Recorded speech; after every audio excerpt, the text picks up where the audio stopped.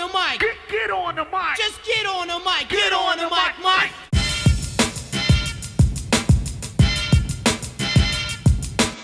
Hey everybody, what's going on? Welcome to Get on the Mic. That's where you put me in front of a microphone with a few notes and I talk about some of the more interesting things that have happened in the world of entertainment this week or whatever else I feel like talking about. As always, I am your host, the Reel Geno Reynolds. And today I didn't think we were going to have a packed program, and then stuff happened over Wednesday night and on Thursday and added a lot to my notes. So here we go. As usual, we're going to be starting with what is DC doing? And yes, I'm going to talk about that story. So we'll get to that. We'll also be talking about Michael K. Williams wanting to still be in a Star Wars movie. We'll be talking about It Chapter 2 featuring a ritual from the book. Melissa McCarthy talks about movie characters. Ben Mendelsohn talks about Skrulls. Arnie says no to the Predator. Ryan Reynolds starts a feud. And I'm going to be doing a bit of a throwback with a story time with Geno. There was a Facebook memory that popped up, and it was one of my favorites. So I thought I'd read that for you guys today. It's one of my favorite Comic-Con articles that I've written over the years. So I'll share that with you later. But first, of course, what is DC doing? That's where we're going to start. And no, I'm not starting with that story. You got to kind of wait for that. Just be patient. It's on its way. I've got some thoughts on that. But first things first. Some more information has come out about the DC Universe streaming service's Swamp Thing show. Going along with the themes of Titans and Doom Patrol, Swamp Thing will be going for that hard R rating, the F Batman rating, as I think we'll start calling it here on the show. It's really no surprise that Swamp Thing will be going for adult themes, given that it's a series based on the works of Alan Moore, who honestly, even though he hasn't seen anything from the show, I'm sure, he probably hates the show anyway. During an interview with one of the show's writers, Gary Dauberman, who is a screenwriter for The Nun, he talked about the vast amount of creative freedom that the streaming service provides. He said, quote, "This is one, when you talked earlier about the rating for The Nun, we always set out to make Swamp Thing as hard R as we could and go graphic with the violence, with the adult themes, and make it as scary as possible because we're doing it through the DC streaming service. They really pushed us, although they didn't have to push hard for us to go as extreme as we could. We really took our inspiration from the Alan Moore run of Swamp Thing. Fans of that series will know it gets pretty weird and extreme and scary. We really wanted to live up to that standard that Moore set up back in the 80s. He also talked about the physical costume that they will be using, which surprises me. I figured they would go the mocap full CGI route, but hey, you know, if they're going to use practical effects, I'm cool with that. He said that unlike previous iterations, this take will look a lot more like an evolved creature than a man in a suit. He said, quote, "Swamp Thing himself looks incredible because of what Justin Riley and the guys over at Fractured are doing with the suit. So it's going to look amazing and less of a man in a suit than you've seen in the movie and in the other TV show." He then did confirm that there would be a physical costume. Lastly, he confirmed that this will be an origin story for the character. He said, quote, "Yeah, it's the origin story of the Swamp Thing, and it's Alec Holland wrestling with who he's become. A lot of it's told through the point of view of Abby Arcane." I'm still not convinced to get the DC Universe streaming service yet, but I do want to take a look at some of these shows. DC and Warner Brothers are taking a big chance with going the adult route with these shows, but I think between them and whatever kids programming that they are planning, I think they are making the right moves. On to the next story. What is DC doing? I didn't think we'd be talking about this one for a while, but here we are. After the less than spectacular performance of Justice League, DC and Warner Brothers had to begin retooling things to try to make them work. While we know we're getting movies like Aquaman and Wonder Woman 1984, one movie that is pretty uncertain is Cyborg, which would have starred Ray Fisher returning to his role from Justice League. Well, I can think of a ton of reasons for not making this movie, such as Cyborg is a better supporting player, and we don't need movies for every single freaking character. there seems to be one really big reason that the movie isn't getting made: the budget.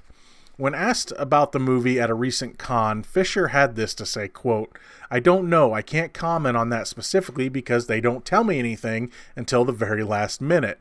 There's a ton of people making those kinds of decisions behind the scenes, and it would be a very, very costly movie to make because it is so CGI heavy with Cyborg, because I'm the only member of the league that is not in a practical costume. You're going to be looking at $200 million just to make it. So it's one of those things you have to take into consideration. It's a numbers game for some people at the end of the day." I would say that the cost alone would be enough to give Warner Brothers pause about making the movie. While it would seem that the thought of a Cyborg movie is over, Fisher did have this to say, quote, "If we keep making noise, it can happen. It's about what the people want, and that's what people understand. That's what they recognize." Well, I do see them using the character in a supporting role in whatever movies they're going to make. I don't see the Cyborg movie ever happening, but stranger things have happened, though. Speaking of stranger things happening, and no, not strange things, just stranger things. The next story is, "I'm Batman," says John Hamm. In an interview, actor John Hamm said that he would possibly be interested in being in a Batman movie or any superhero movie, but under certain conditions. He said, quote, "It depends on the script, what the story is. I'm a huge comic book fan, always have been. I have read comic books since I was 9 or younger, and I am pretty knowledgeable about a lot of them, and I like the genre, and I like when they are done well." When asked specifically if he could see himself as the Caped Crusader, he said, quote, "I'd probably fit the suit. I'd have to work out a lot, which I don't love, but I am sure there is an interesting version of that being out there. And if they wanted to tap me on the shoulder and ask me to do it, why not?" While there has been some speculation that he'd be taking the role for years, he said that he's never heard anything officially. He said, quote, "I have had rumors about that since probably season 1 of Mad Men. I have never had a conversation with anyone about it, literally, and I've sat in the room with all of these guys. I have never been offered anything. I think the internet wants what it wants, but I mean, a lot of people have to sign off on that, obviously not just the internet." So what are your thoughts? I feel that he could probably pull off being Batman, and especially Bruce Wayne.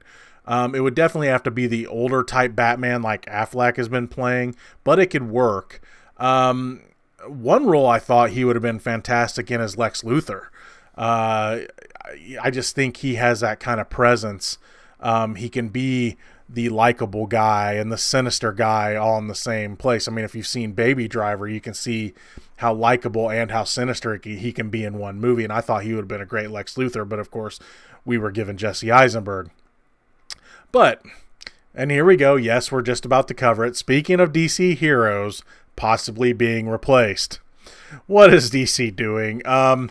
Is Henry Cavill gone as Superman? Now, we all know that the DC movie universe needs a little help, but I'm just going to go ahead and say I don't believe these rumors, or, sorry, sources. I mean, I meant to say sources. Please take them with the usual salt lick-sized grain of salt. The story begins with the Shazam movie, of all things. Henry Cavill was apparently in talks to make a cameo appearance in the Shazam movie. And honestly, I hope he still does. But reports are saying that negotiations broke down when Cavill ran into scheduling conflicts. Now, reports from sources are saying that Warner Brothers are going to drop Cavill as Superman altogether, instead focusing on making a Supergirl movie. Now, I'm not going to go quoting these sources because I don't know where they're coming from. Some were making references to Superman being like James Bond, where after a certain run you have to look at new actors. Some are saying that Warner Brothers are trying to find ways to hit the reset button. Others are saying that Warner Brothers are trying to get revenge on Cavill for making them look stupid by having to cover up his awesome mustache during the reshoots of Justice League. By the way, one of those sources is definitely wrong because I made it up. You see how easy it is to be a source? For those wondering, the revenge one is the one I made up. Just about every article you see, though, has Cavill leaving the franchise, and now sources are also saying that he is already being replaced by Michael B. Jordan. Now, I'm not going to get into any pointless and stupid debates about the whole should he, shouldn't he thing, because arguing about it gets us nowhere. If you have some interesting takes or comments about it, I'm cool with you leaving them in the comment section, but I ask that, as always, on this channel, we keep things cool and civil here. Let's be like Fonzie, as Jewel Winfield always says. That's right. Let's be cool. Here's why I'm not going to buy into any replacement claims just yet. First, Cavill's own talent manager, Danny Garcia, came out with a statement on Twitter about the subject. She said, quote, "Be peaceful, the cape is still in his closet. At Warner Brothers has been and continues to be our partners as they evolve the DC universe. Anticipate a WB statement later today." Soon after this, Warner Brothers did respond, sort of. The only official word from them is really not all that conclusive. After all these articles began to come out, Warner Brothers released this statement, quote, "We have a great relationship and great respect for Henry Cavill that continues to remain unchanged. Additionally, we have made no current decisions regarding any upcoming Superman films." I'm wondering how all the other articles can even, with a straight face or straight text, I guess you can say, can go ahead and say he's quit or he's been fired. Because from what I see in that statement, it says no current decisions have been made. But anyway, of course, we need to hear from Superman himself, right? I mean, Warner Brothers made their statement. His managers made her statement. Sources have made their statement. Can I just say, have I mentioned before, and I'm being a little sarcastic here, have I mentioned before that I'm a big fan of Henry Cavill on social media?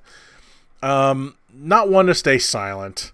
Cavill released a short video that really didn't answer much and was kind of strange. Cavill, in this post on Instagram, he's wearing a Krypton Lifting Team t-shirt, and with a version of the Blue Danube playing in the background mixed with dog barking sound effects.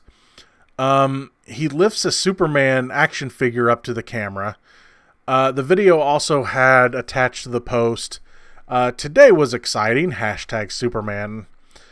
So yep, your guess is as good as mine.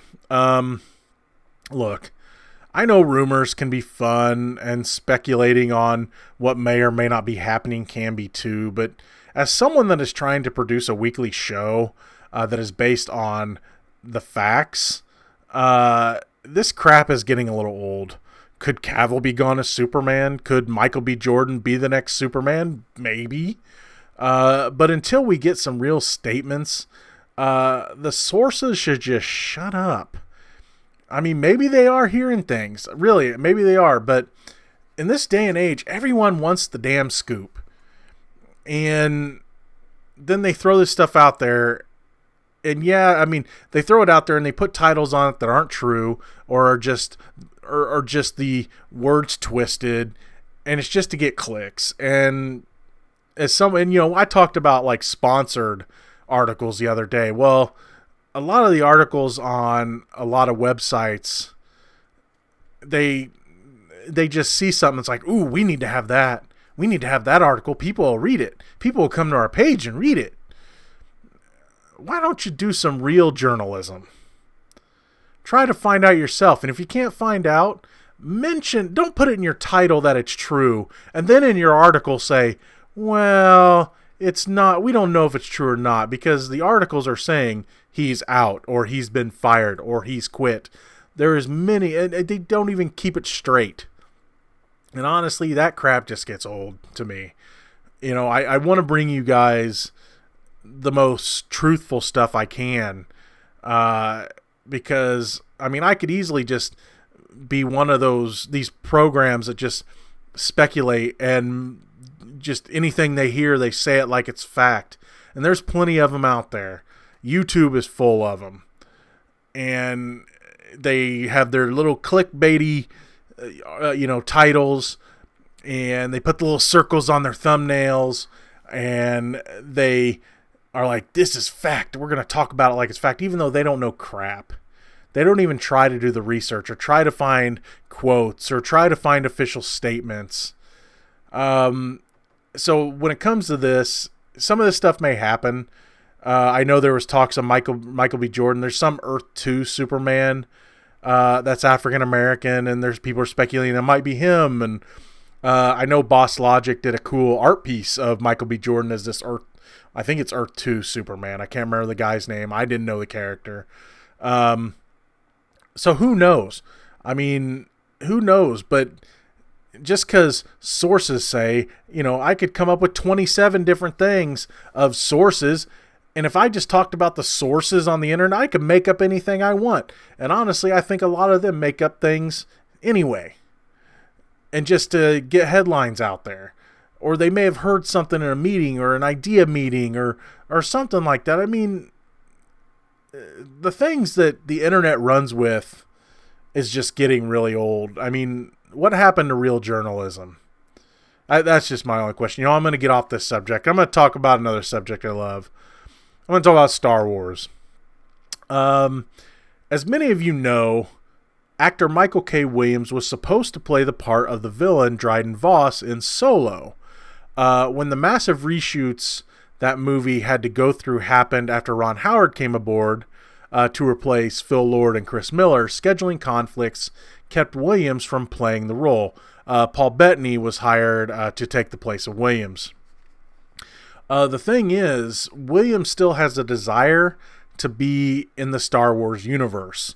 While he didn't really specify what role he'd like to play, he still wants another shot. He said, quote, "I have not had a chance to see Solo, but shout out to my castmates. Even though I didn't make the final cut, they're still my castmates. I love you guys. I'm quite sure I'll get around to it, but I'm more interested in getting another shot in being in that galaxy. I would love another opportunity to be in Star Wars."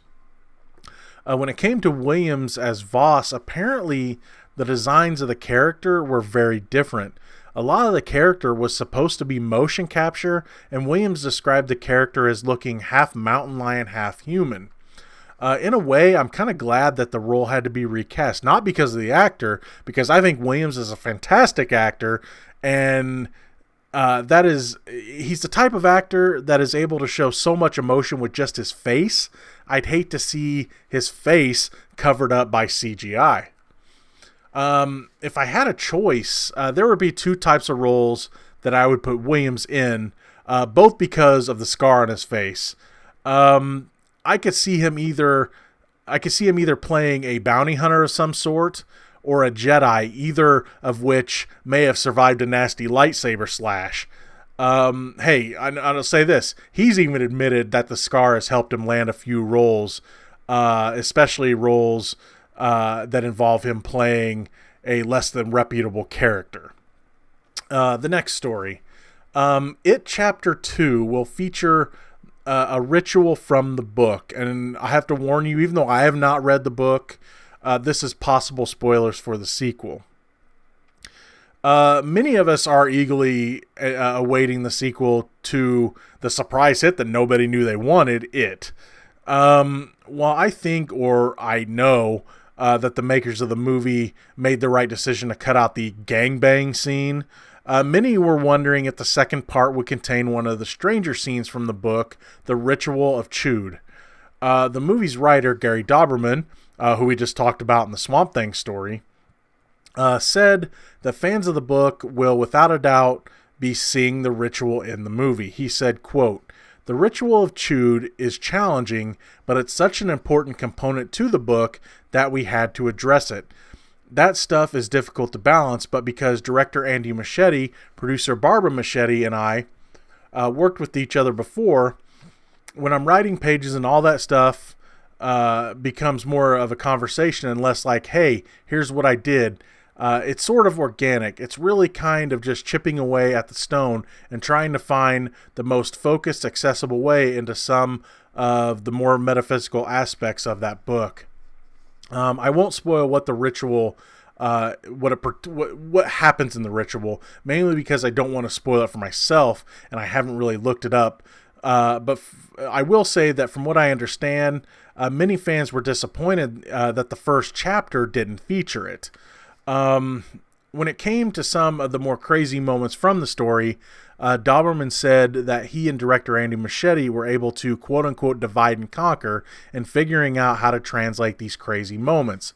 He said, quote, I think that's something that Andy gave a lot of thought about, which was great because as I was kind of chugging along through the Adrian Mellon stuff and sort of more of the stuff that's in the book that you kind of just want to see on screen, I'm writing that stuff, and Andy would go off and think about Chewed and how he wants to visually represent all that stuff. He just came up with some brilliant stuff. It's really going to be amazing. As most of you know by now, I, for one, am really ready for this movie. September 6th, 2019 cannot come soon enough. Let's talk about Melissa McCarthy. Melissa McCarthy, as many of you know, I'm really ready to see Melissa McCarthy in Can You Ever Forgive Me? I'm really looking forward to seeing her more serious side. Deep down, I know she's better than movies that are trying to turn her into the female version of Kevin James. Hell, I even think Kevin James can be better than that too, but that's another story for another time. During an interview at the Toronto Film Festival, McCarthy talked about her character in the movie, who is based on a real author, Lee Israel. She said, quote, I love everything that she represents. People's flaws and bruises and quirks are what makes you love someone. The perfect person, the perfect job, perfect life, perfect clothes, perfect hair. I don't know any of these people. I would assume if I met one, I would be pretty bored with them. She said that too often female characters are stripped away of their humanity and interesting qualities. She said that the characters in her upcoming movie are interesting because of their flaws. She said, quote, it's nice to see real people being portrayed, which in the story is 4 very separate lonely people that cross in and out of each other's lives, and it's so much more interesting to watch real people. In the interview, she also addressed her time playing another seemingly unlikable character, former White House press secretary Sean Spicer. She said that she has no real interest in returning to the role. Quote, I am very done in so many ways with Sean Spicer. I think we all are. Her appearance as Spicer been met with rave reviews and an Emmy win, but she says she is now turning her attention to more nuanced roles. And I, for one, am ready for this. I've always thought she had a great actress in her behind all the BS parts she's had to play. Can You Ever Forgive Me comes out on October 19th and co-stars Richard E. Grant, another actor that listeners to this show know that I love. All right, now I want to talk about Ben Mendelsohn, another actor I am a big fan of. For the upcoming movie Captain Marvel, Ben Mendelsohn is set to play a member of one of the more famous Marvel races, a Skrull. While it's not really been known who he is playing, we do know that he is playing one of the Skrull leaders. When asked about the part before going on the defense of the Skrulls, Mendelsohn mentioned that it ain't easy being green. While he didn't really offer up many details about his part, he did say that the Skrulls were just misunderstood. He said, quote, I like Skrulls a lot more now that they've asked me kindly to come and represent. But I was always aware of what punks the Kree were. I mean, why would you try to start a war with the Skrulls? What sort of idiot is going to try to start a war with us? Ugh, please, go get me some help from Captain Marvel. or go get some help from Captain Marvel. It would seem that the entire interview is like this, Mendelsohn kind of riffing and having fun, knowing that he knows what you want to know and he's not telling, or is he? While we don't know what we can take seriously from what he said, he did mention that he uses 2 different accents for when he is in Skrull form and when he's posing as Nick Fury's S.H.I.E.L.D. boss to secretly orchestrate the Skrull invasion of Earth. So, when in S.H.I.E.L.D. form, Mendelsohn uses an American accent, while as a Skrull, he falls back to his natural Australian accent. So yeah, I don't know if he's just giving it away or if he's just making stuff up. He said, quote, "I don't want to paint my whole country like a Skrull, but I guess because there's a certain je ne sais quoi, there's a certain kind of earthy correctness to an Australian delivery. So I think that's probably what tipped it in favor of me. And then my other guy sounds like Don Rumsfeld. Don Rumsfeld's a good kind of read for my other guy. From the way it sounds, Mendelsohn is having a blast with the part. I think he said it best when he said, "Villains have more fun." Captain Marvel hits theaters on March 8th, 2019. Okay. With The Predator coming out this week, and this is kind of a fun article, Arnie says no to The Predator. With Shane Black's Predator coming out this weekend, he finally has confirmed that he offered Arnold Schwarzenegger a small role in the movie. He talked about why the character of Dutch would only be getting a small bit of screen time and why Arnie ended up saying no to the part. In the original script, Dutch was to show up and help save the day in the movie's third act. After Arnie read the script, he had this to say, and this was a while back, quote, "They asked me and I read it and I didn't like it, whatever they offered, so I'm not going to do that. No, except if there's a chance that they rewrite it or make it a more significant role. But the way it is now, no, I won't do that." So Arnie was apparently looking for more, but instead of adding more for Arnie to do, Black explained that there was a little more to the story of why they didn't add more. He said, quote, "The studio wanted a fresher movie that featured an evolving cast. They didn't want to hinge the movie on the reemergence of Schwarzenegger. It would probably be more of a matter of his showing up briefly and just participating at the very end at the climax of the movie. Understandably, and believe me, I completely get it." He said, "Look, that's kind of a small part, and I don't really think I want to do that. I'm off to do Terminator with Jim Cameron." It's to be noted that the character of Dutch is still alive in the movie's universe's canon. His name gets dropped in both Predator 2 and Predators.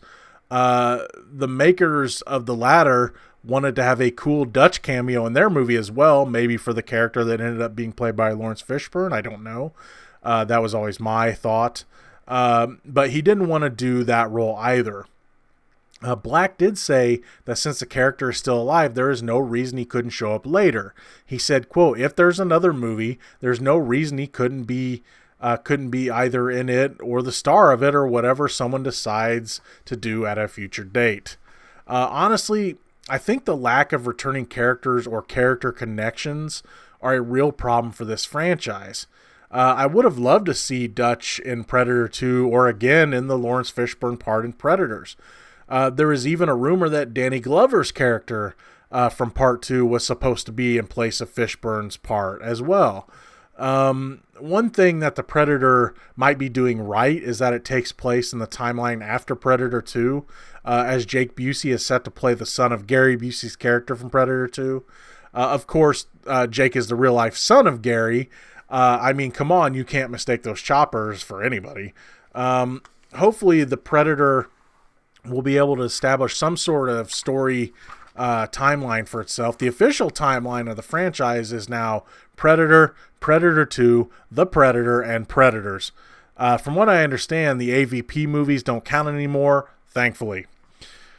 All right, let's move on. Ryan Reynolds starts a feud.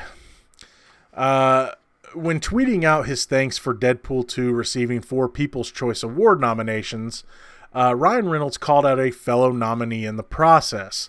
In the tweet, Reynolds said, quote, "So honored by all the People's Choice noms. Hope you vote for Deadpool 2 and feel free to write us in for the best family film because watch your effing back, Paddington." Now, Paddington, who, as you know, is a stone cold pimp, actually hit back at Reynolds in the best way possible. In a way that, if you've seen the Amazing Paddington movies, and if you haven't, you should because they're both awesome, you never want to get a response from a bear. Paddington responded to the tweet simply with #hard stare. Now, I love Deadpool, but you don't mess with the disapproving hard stare. While I would probably consider that game, set, match for Paddington, Hugh Bonneville, a.k.a. Mr. Brown from those movies, also responded to Reynolds in a tweet. "Language, Mr. Reynolds, language. #hard stare." While there are too many responses to this feud to read here on the show, people are definitely very split between siding with the merc with a mouth and the bear with the marmalade sandwich in his hat. Honestly, I'm Team Paddington. And now we're going to talk Storytime with Geno. I was going through my Facebook memories the other day, you know, the Facebook function where they love to remind you of the things like some of the stupid crap you've said or that you've done cooler stuff in the past that you're not doing right now. Anyway, I ran across one of my old articles that talked about my time at Wizard World Chicago Comic-Con 2014. I thought I'd take a look back and read that for you all. This article is called Geno vs. Wizard World Comic-Con 2014, and here we go. Ever since 2007, August has always been very special to me. August 2007 is the first time I went to Wizard World Chicago, now called Chicago Comic-Con. At the very least, I would go up for a couple days. This year, for the first time, I was only able to go up for a day. That kind of sucked. But you know, what the great Ron White always says, quote, "I believe that if life gives you lemons, you should make lemonade and try to find somebody whose life has given them vodka and have a party." So if I only have a day, I'm going to make the best of it. The first thing you have to do for one of these cons is plan the day. If you only have a day, you need to plan which events you want to go to, decide which celebrities you want to meet and or get your pictures with, and take a look to see what shops will be there so you know where you might want to shop. I mostly go to these things to meet celebrities, so I had to decide which ones I would have time for. My main meet this year was pretty easy. In 2012, Karl Urban played the role of Judge Dredd perfectly in the highly underrated Dredd. I had the chance to meet him and talk to him about that film, and I wasn't about to pass this up. What is cool about some of the celebrities that come to these things is that they are there for the fans. There's a common misconception that they are there only for a paycheck, and don't get me wrong, some of them are, trust me. You can usually tell right away which ones truly give a shit about being there. I will tell you that Karl Urban is truly there for the fans.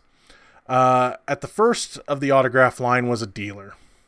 Now, I have no problem with a dealer making money off of signatures. I've bought a few from them myself, but what I do have a problem with is dealers taking up the small amount of time the fans have with the guest. This dealer put out books of all kinds for Urban to sign, from Judge Dredd, Star Trek, and others. When Urban finally got to the table, he told the dealer that he wasn't interested and that he was there for us, the fans. The dealer picked up all his books, which probably was at least around 100, and walked off. This, of course, brought cheers from the line. When I finally got up to meet Urban, I talked to him about how I thought he nailed the part of Dredd. He talked to me about how it was one of his most challenging roles because of the fact that he had to show so much emotion without the full use of his face. He said that he still has hope that he will get to make another Dredd film because that is obviously what the fans want. Checking out all the different people doing cosplay is part of the fun of these conventions. While I was waiting in line to get my photo with Urban, I think I saw one of the most creative yet simple of the convention. A young lady was dressed up in a blue Star Trek uniform with the word bubble attached to her that read, "She's dead, Jim," and was going to have her picture taken with Carl Bones Urban. And simply, I thought that was awesome. While I didn't get to go through his autograph line, I did get my photo with Michael Rooker from Guardians of the Galaxy and The Walking Dead. One thing that happens in these lines is that if there is someone with a handicap, they get to go to the front of the line. I tell you this because as second in line behind a kid in a wheelchair, I got to see Michael Rooker interact with this young and excited Walking Dead fan, and it gave me a lot more of an appreciation for Rooker than I already had. Though these photo lines usually go pretty quickly, and they have to because sometimes you are talking about hundreds of pictures that need to be taken, Rooker took his time and gave this young man something to remember. He took his time and talked to the kid and wheeled him around a bit. He had fun with him, and it is something I'm sure this kid will never forget. It was good stuff. My time at the con was done, but my day wasn't. There was a really great comedy club called Zanies near the convention center. I've always wanted to go, but never had the opportunity until this trip. I am a huge fan of the show 24, so when I found out that Mary Lynn Rashkub, who played Chloe on the show, was going to be doing a one-woman show over there, I had to go. I didn't really know what to expect, but I have to say that I more than got my money's worth. She put on a fantastic and funny show.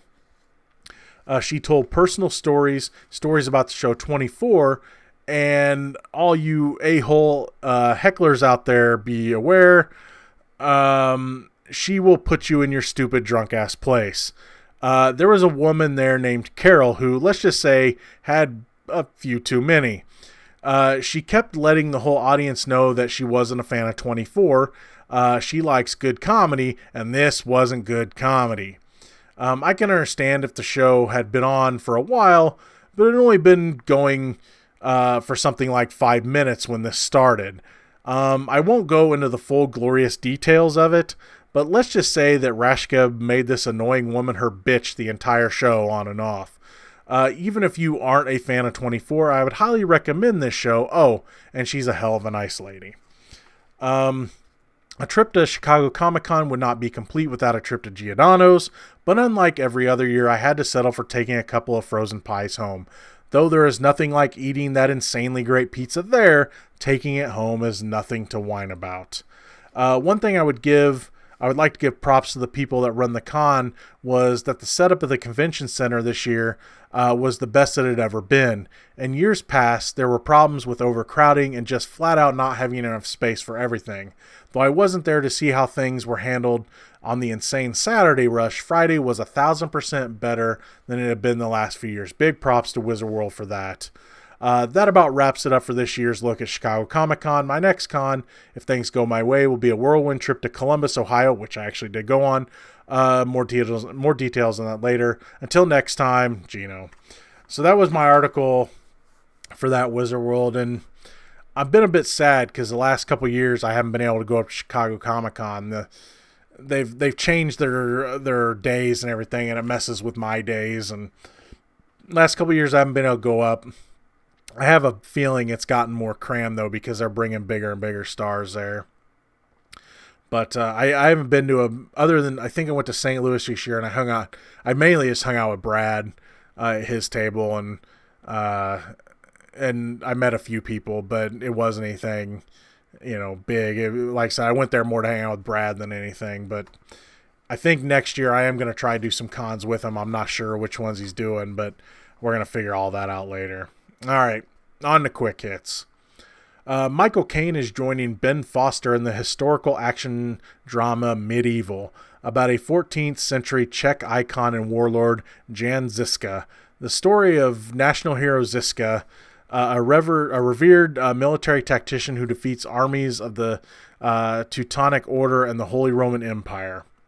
He is known for his innovative strategies and for quickly training peasants to face skilled and armored opponents who usually outnumbered his own troops. The film will also focus on his relationship with a local heiress and his face-off against a rival king. Hobbs and Shaw began filming this week, and I am, 1, happy that this is happening before another Fast movie, and 2, the world needs a Jason Statham in the Rock movie directed by David Leitch. It just does. Burt Reynolds was set to make another comeback, but let's be honest, did he really even go away? In Quentin Tarantino's new movie Once Upon a Time in Hollywood, because of course he is, but didn't get a chance to shoot any scenes for the movie before he passed away. There is yet to be a statement about who he was supposed to play or who's even going to replace him in the movie. Dr. Oz is set to produce a medical drama for CBS inspired by the Medical Avengers program in New Jersey. Per the official description, MD1 follows a team of street doctors who take on the biggest catastrophes in New York, saving lives without even setting foot in an emergency room or hospital. Can I just say this? Does anyone really want that hack giving medical advice for this show? Well, oh wait, this is for TV. His bad advice won't really cause anyone any real harm here, so I guess that's okay. Robert Pattinson has come out and said he's ready for a Twilight reunion. No, just no. Jordan Peele is in talks to produce and possibly direct a Candyman remake. My only question is, what is Tony Todd doing right now? Oh, he's going to be in Hellfest? Now I can't wait to see that one.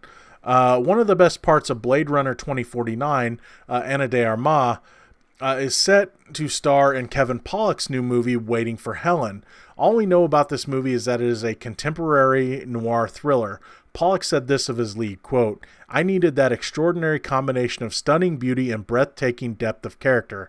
Anna was my first choice for Helen, and I feel profoundly lucky to direct her in that role." There is a trailer out there now for F You All, the Uwe Boll story. The synopsis for it is this, quote, "The question at the center of Uwe Boll's story has existed since early on in his career. Is Uwe Boll the worst filmmaker of all time? F You All, the Uwe Boll story is a documentary that explores the unique life and career of the notorious renegade filmmaker. Through professional interviews with Uwe Boll himself, the people who have worked faithfully alongside him, his harshest critics, and everyone in between, this film offers an entertaining and somewhat shocking portrait of this lightning rod to the film industry. All I can say is I cannot wait to see it." At the Tribeca Film Festival, Paul Feig was asked why there hasn't been a sequel to Bridesmaids yet. He said, quote, "It's really up to Kristen, but also sequels are dangerous. People always say they want a sequel to Bridesmaids, but the whole reason that movie worked was Kristen Wiig's character is a mess and she's learned how to repair her life. So you can't do a sequel and she's a mess and has to repair her life again. And people tend to think the artifice around all that is what made the movie great. But it was really that emotional journey, and so you almost kind of have to be careful with it." The new Hellboy movie will have a panel at New York Comic Con this year. The panel will feature 4 of the film stars, David Harbour, Sasha Lane, Daniel Day Kim, and Ian McShane. Mike Mignola, the creator of Hellboy, will also be on the panel as well. It hasn't been revealed if any footage or a trailer would be shown, but here's hoping they will. The movie comes out in January, and it would be nice to have at least a little look before then. Netflix has bought Steven Soderbergh's drama High Flying Bird, which is set during a pro basketball lockout. It follows a sports agent who pitches a rookie basketball client an intriguing and controversial business proposition. The movie stars Andre Holland, who's in The Knick, Zazie Beetz, who is Domino in Deadpool 2, Melvin Gregg of Unreal, Sonia Sohn from The Cheese, Zachary Quinto, Kyle MacLachlan, and Bill Duke, who is in Predator, not The Predator. The movie is, see how those titles are going to get confusing? Anyway, the movie is set to be released sometime in 2019. Halle Berry is set to star and make her directorial debut in the MMA drama Bruised.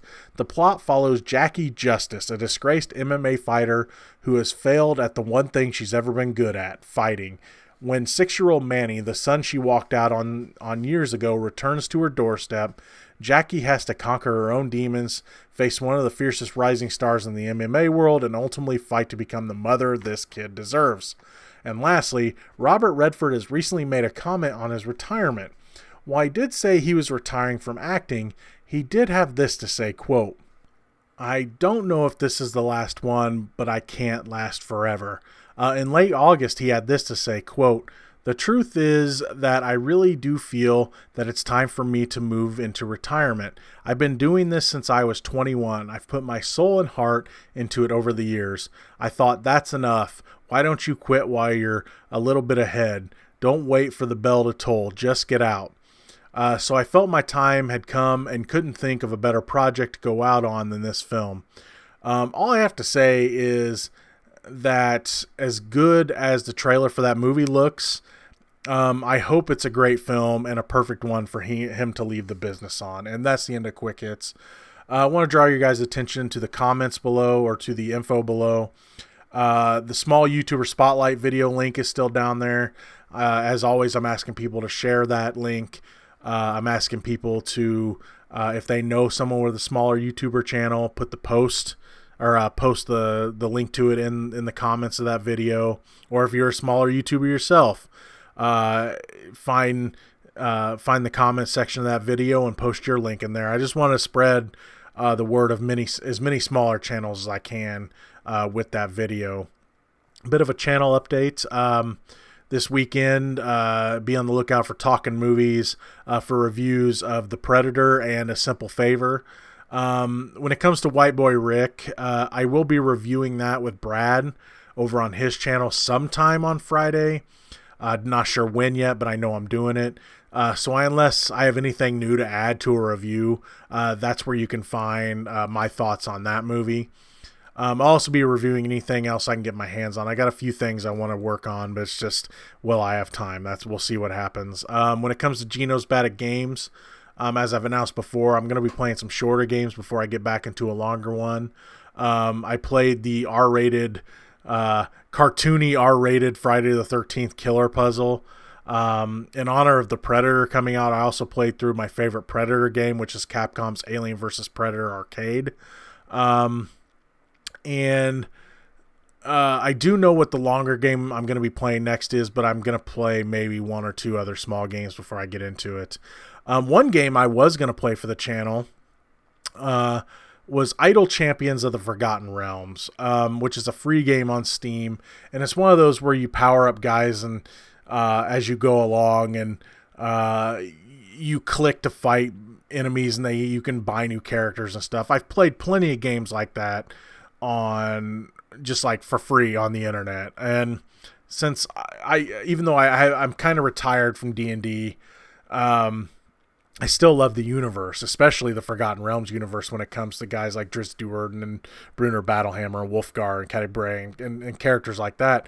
And this game has some of these characters in it, so I thought, oh, cool, I'll play it until I get Drizzt. I'll play it until I get Drizzt, and then, just so I can show it off. Well, I started to play this game, and it's going to be, what's more demoralizing than anything on a game where you gain experience, where the next level you have to start over again.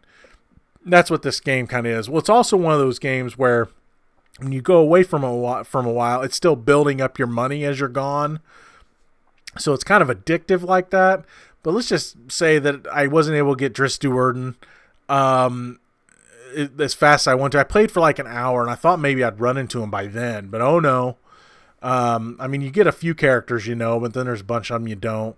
It's a very cartoony look at the Forgotten Realms. I enjoy what it's doing, but when it comes to games like that, it's also one of those where, they want you to spend real money to buy things, and I don't want to do that. And, I may play it on my own. If I ever find something, like if I do finally get Drizzt, I might share that on the channel. But I'm at this point where I got to a certain point. I'm like, no, I'm not airing this, because I thought I'd run into him and I could show it off, and then it's like, nope, still haven't got him. And it was starting to weigh on me. So I decided I wasn't going to show that. But if I do get it and I feel like sharing it, I might. But I'm definitely not going to make you guys watch me slog through that game. Just how I mean, that game is so repetitive. Like I said, it's a little bit addicting, and I have checked on it once or twice just to see what's going on, you know, and some things that the story's kind of fun that it's kind of got going, but if I don't get some of the characters I like and stuff like that, it's probably one I'm not going to play for too much longer. When it comes to crossing streams, make sure to check out my spoiler discussion for Iron Fist Season 2. And also make sure to check out the GB3 family playlist on my channel if you want to see any videos that I'm involved with, or also videos from those that are officially and unofficially under the GB3 umbrella. Make sure to follow me on Twitter, and if you want to, on Facebook under the Reel Geno, if you want the latest info on the latest news from the channel or anything else I'm working on. Make sure to check it out on Twitter. And I also want to draw your attention to Heisenberg's channel, my friend Bill. I'm really wanting to build his channel up. In this day and age, you know, channels are a dime a dozen on just about any subject. And so right now he's got like, I think 30 subscribers. And Bill is a gamer. So if you want to see someone that is a gamer play games, his channel is definitely one to check out. Right now he's playing through Dragon Quest XI, and he's playing it a lot, and not a lot of gamers are playing that game right now. So if you want to check out that game, make sure to check out his channel. If you need to do me a favor, if you follow my channel and listen to this program, please subscribe to his channel, and also share his channel. Just helped him. He's doing this for a hobby. He's not trying to make this his job. So over on, I just want to try to help him grow his channel, though, so more people can see his stuff. And also on his channel, me and him play games together. We try to every other Monday. We've been playing Shadowgate. We took a break from that last week. We are going to be returning to it, I believe, next time we play. But also over on his channel, we played Street Fighter 89, also known as Final Fight. So if you want to watch me pile drive some street thugs, and accidentally hit him a few times, make sure to check out that playthrough. And that's going to be all for this program. If you like what you've heard here, please subscribe to the Reel Geno YouTube channel, like this video, and if you have anything to say about any of these stories, please feel free to leave a comment in the section below. Until next time, as always, I am your host, the Reel Geno, Geno Reynolds. See you later.